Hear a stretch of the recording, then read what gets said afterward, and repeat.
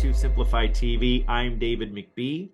Here on Simplify TV, we highlight thought leaders in digital marketing, providing you with wisdom that will help your clients grow, help your business grow, and help you grow as an individual.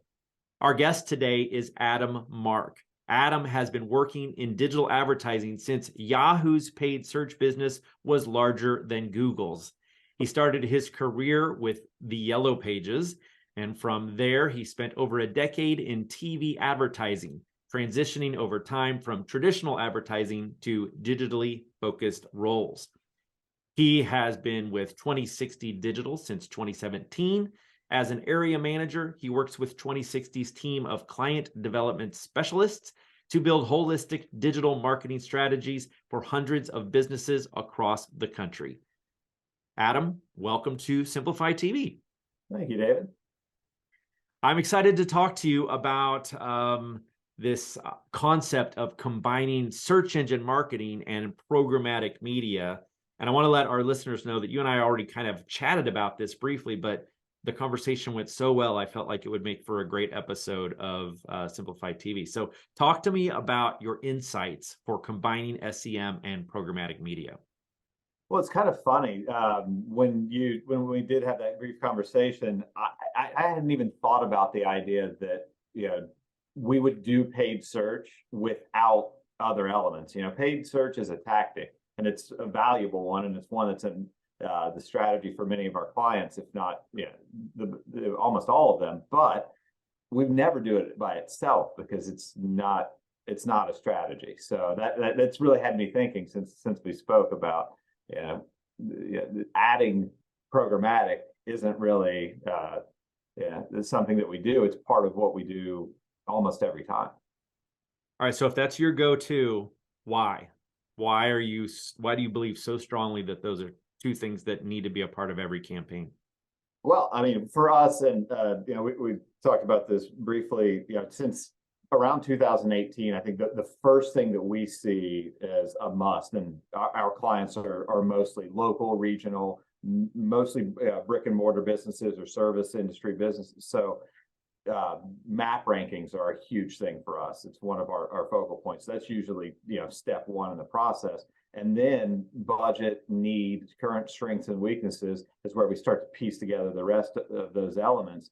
And the whether it's programmatic display or video on YouTube, our ability to get in front of the right people with the right data, and based on Google search, everything starts with Google search, but our budgets typically go further in programmatic and allow us to get more visibility for our clients than they do in paid search. So, with paid search, it's always an exercise that we do. You've got 30.4 days on average in a month. So when we do, we look at our forecasting tools and we see what the cost per click is and what the competitive nature of that market, that industry is.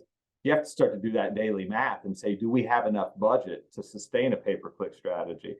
And in a lot of instances, a smaller advertising and digital budget doesn't necessarily lend itself to having success in that, what is inevitably a low percentage math equation of turning pay-per-click budget into traffic and then into leads.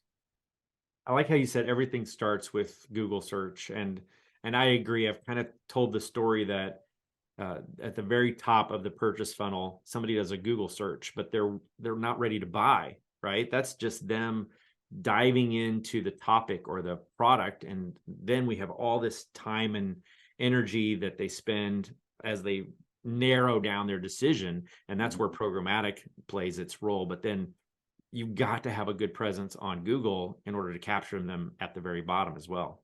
Do you agree?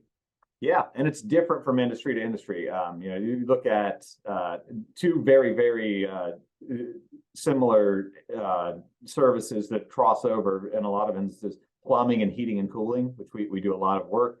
Plumbing's pretty immediate, right? A lot of times, we're not branding plumbers as much as we want to be there when somebody has an emergency.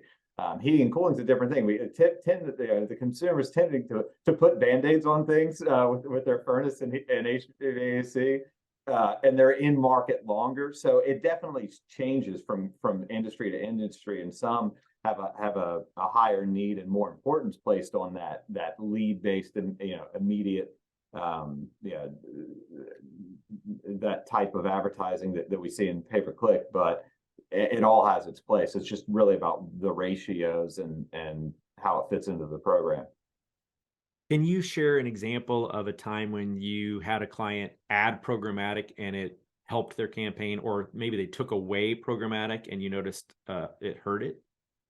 Yeah, I think we've seen, as I mentioned, we look at maps and we look at the data that Google's been providing for the last 4 or 5 years in terms of direct search, people looking specifically for that business by name, discovery search, which is keyword based, and then branded search, which is the brands that they carry.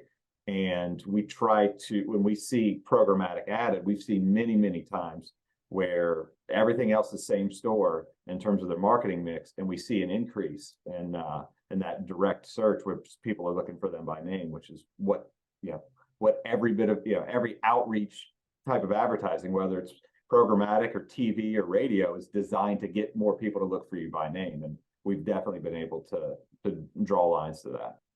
You said something last time we chatted about the click-through rate of an SEM campaign, and even if it's good, it's not that good.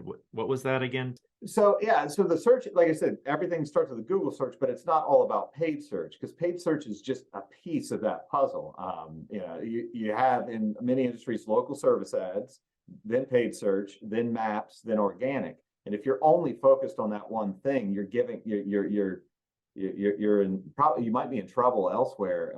And I think what we say on our team is, even when you're winning, you're losing at paid search, because a good click-through rate on a non-branded, direct search, 8-10% in a lot of industries, and you're not showing up for 100% of the searches. So you start to do the math on that. 95% of the time, someone's definitely not clicking on your ad. So you need to be strong in those other places, and part of that is showing up with targeted advertising using the right data after they've done the search for the next 2 or 3 weeks, whatever the time period is that somebody's in market. So yeah, it's not a fix it all for us by any means. I really love that. Thank you for sharing that. Sure. All right. One final question before I let you go. Do you have a favorite book, podcast, or mentor that has influenced your success? I listen to a lot of podcasts, and Freakonomics is one that it's been a favorite of mine for a long time. And I think it doesn't, necessarily dive directly into marketing and what we do, but if you think about things as an economist and the way they frame many different types of topics, I think it's definitely affected my work over time and the way I think about things. So that's I'd say easily my favorite podcast.